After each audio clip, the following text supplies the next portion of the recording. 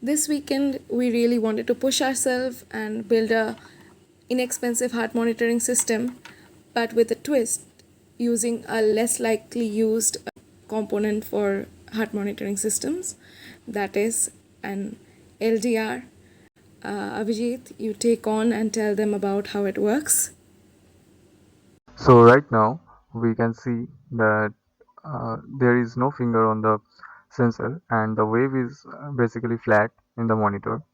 As soon as one puts the finger inside the sensor, there is an output in the monitor.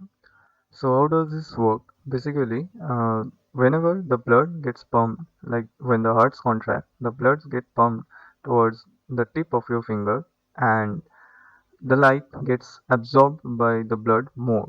Thus, there is a low reflectance of the light which the LDR detects and produces a low voltage compared to the previous one. As soon as the heart relaxes, the blood from the fingertip retreats back and it produces a higher reflectance of light. Thus, the LDR detects a higher reflectance and produces a higher voltage. By that way, we can see that the peaks are going up and down in the serial monitor. The readings in the serial monitor is very smooth.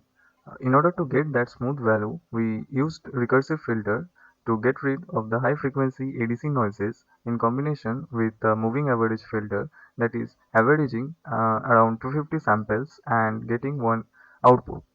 So by that way, we have reduced the high frequency noise and got a very smooth result that can be shown in the serial monitor. So yeah, the readings are in sync with the heartbeat and it's going up and down.